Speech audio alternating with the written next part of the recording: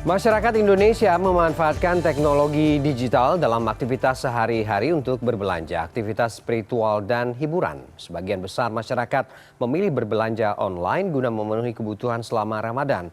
Hal ini menjadi kesempatan bagi e-commerce untuk menjaring banyak konsumen dengan memberikan program yang menarik. Lalu bagaimana perilaku konsumen saat berbelanja pada bulan Ramadan? Apakah mereka memilih gratis ongkir ataukah promo lainnya? Dan sudah bersama saya melalui sambungan virtual Yuswo Hadi, pakar marketing. Selamat pagi Pak Yuswo, apa kabar Pak? Halo Mas Ferdi, selamat pagi Mas. Ya, terima kasih Pak Yuswo sudah bergabung. Pak Ya, Yuswo, kita ingin mengetahui terlebih dahulu sebenarnya bagaimana sih Pak perilaku konsumen ini saat berbelanja di bulan Ramadan ini Pak? ya. Jadi teman-teman mulai uplift ya, mulai naik itu sebenarnya browsing dan buying activity di online itu mulai naik itu di 3 minggu sebelum Ramadan itu sudah mulai naik gitu, 3 minggu sebelum Ramadan ya. Kemudian tapi belum besar, naik naik naik naik terus ya sampai puncaknya ya, puncaknya itu terjadi di minggu ketiga bulan Ramadan ya. Minggu ketiga bulan Ramadan itu bisa mencapai 100-110% ya kenaikannya. Di minggu keempat itu agak turun ya. Jadi kalau tadi di minggu ketiga bisa 100-110%, itu bisa turun kira-kira menjadi 80% peningkatannya ya, peningkatan 80% dari normal ya sebelum sebelum Ramadan. Terus kemudian pada waktu Idul Fitri itu langsung drop ya. Minggu di Idul Fitri itu langsung drop, terus kemudian seminggu setelah Idul Fitri itu naik ya, browsing dan buying activity itu naik sekitar 30%. Jadi teman-teman polanya adalah tiga minggu sebelum puasa ya, belum belum itu besar, tetapi naik-naik pelan-pelan ya. Biasanya juga naik shock itu seminggu sebelum Ramadan, tetapi seminggu sampai 2 minggu setelah Ramadan itu agak turun karena teman-teman Muslim fokus beribadah ya. Tetapi kemudian spike lagi, naik lagi itu di minggu ketiga, itu kenaikannya bisa sampai 100% ya, 100-110% ya. Terus kemudian agak turun, agak melemah mendekati Lebaran karena kita pada mulai sibuk balik ke kampung ya, mudik ya.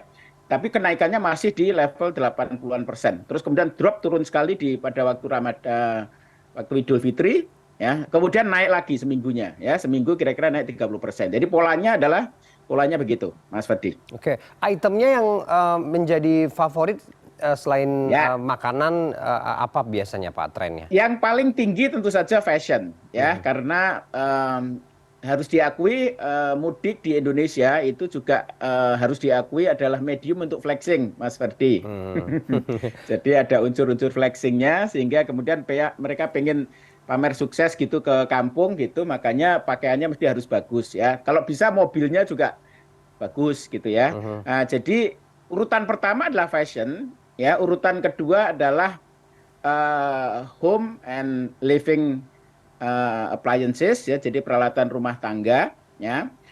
Terus kemudian elektronik, toys sama game itu nomor di urutan ketiga. Jadi terutama elektronik ya. Terus kemudian yang terakhir adalah untuk eh, healthy and beauty product ya, produk-produk kecantikan ya. Jadi yang Oke, paling utama, yang paling dan itu signifikan banget adalah untuk fashion. Yang oke. urutan pertama Mas Ferdi. Oke, Pak Yuswo, tren berbelanja di e-commerce kan memang beberapa tahun belakangan kita sudah lihat bagaimana cukup tinggi begitu ya konsumen Mm-mm. untuk memilih berbelanja lewat e-commerce begitu dibanding lokal market ataupun juga supermarket.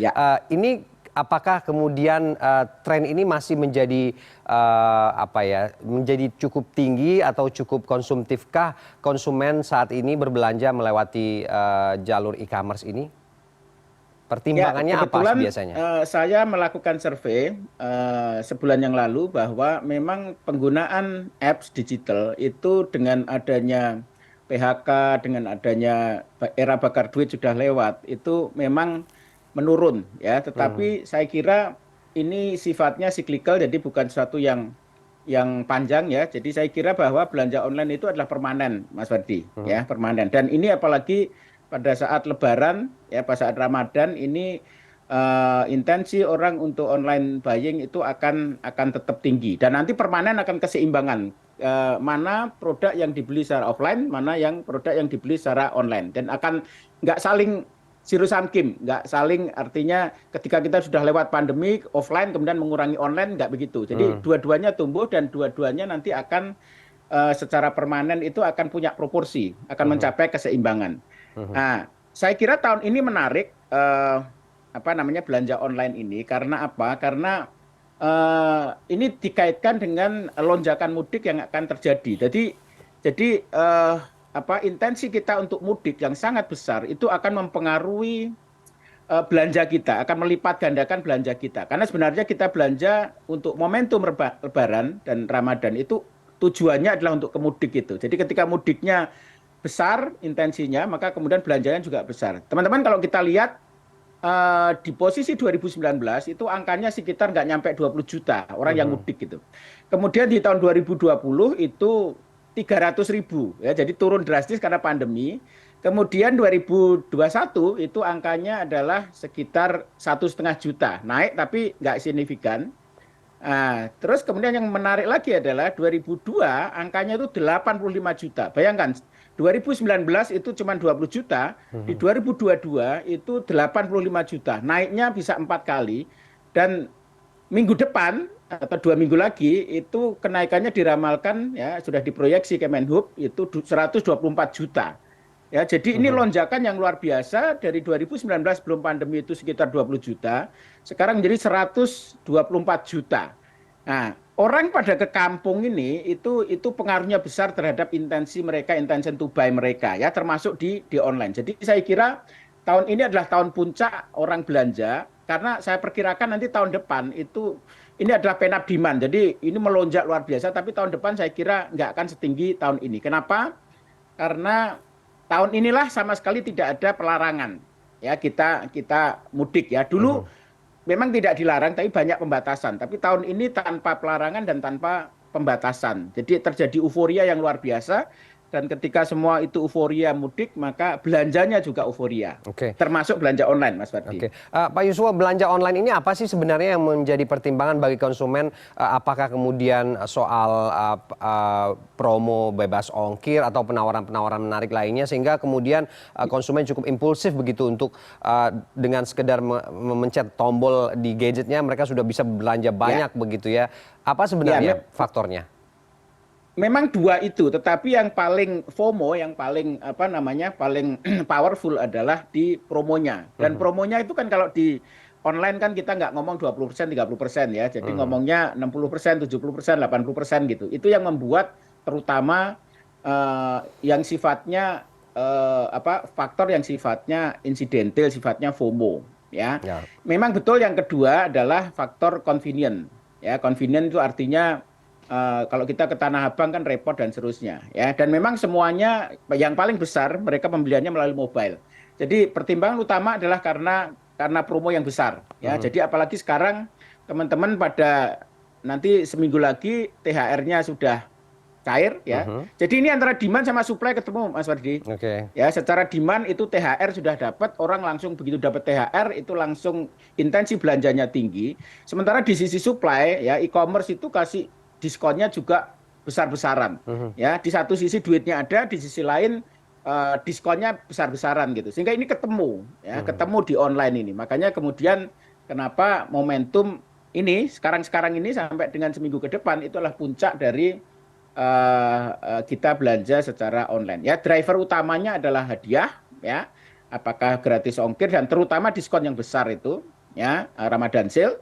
Terus yang kedua karena convenient. Kalau convenient itu nggak terpengaruh Ramadan atau nggak Ramadan. Tetapi kalau Ramadan terutama adalah karena Ramadan sales dan diikuti dengan di minggu-minggu ini THR sudah mulai didapatkan oleh para pekerja.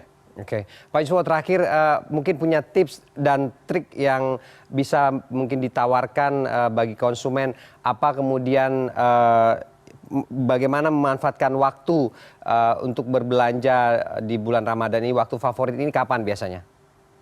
Jadi polanya kalau tadi kan selama Ramadan ya dan sebelum Lebaran, kalau day to day-nya itu justru pembelian buying behavior itu kalau di hari-hari fasting ya di hari siang itu malah turun ya. Mereka itu mulai tinggi dan banyak promo-promo terjadi itu adalah setelah buka ya. Jadi waktu-waktu maghrib sampai isya itu adalah prime time untuk teman-teman tuh belanja gitu ya. Nah, bagaimana tipsnya adalah terutama sih kaitan karena ini FOMO-nya besar ya, fear of missing out. Jadi semua orang nggak mau ketinggalan untuk ini adalah masa yang istimewa, kita mau flexing di kampung ya, kita mau ngasih hadiah ke kampung, tapi mesti harus hati-hati karena biasanya teman-teman lupa baliknya. Makanya biasanya setelah Lebaran itu kan Pegadian rame ya, karena pada ngutang gitu ya, terus kemudian pada nggadein gitu ya, terus pas balik dibayar gitu ya. Tapi kadang-kadang belanjanya itu lupa gitu. Belanjanya lupa, begitu balik, aduh utangnya banyak gitu. Makanya teman-teman mesti harus jaga kemampuan, karena pasti promo-promo itu gede luar biasa semua. Ya, baik itu di Tokopedia, baik itu di social commerce, itu semua sekarang ini adalah masanya marketer itu kasih diskon dan diskonnya gede-gede ya. Makanya bagi teman-teman semuanya mesti harus bijak, walaupun betul dapat THR, tapi harus ada perencanaan gitu, jangan sampai nanti heboh di kampung, duitnya habis semua, tetapi begitu balik susah gitu ya, karena banyak utang. Saya kira gitu, Mas. Apalagi tawaran-tawaran pay later begitu ya Pak ya, yang membuat juga terutama pay later. Ya. Baik, terima kasih Pak Yuswo Hadi, pakar marketing sudah berbagi perspektif pagi ini di CNN Bisnis dan Referensi.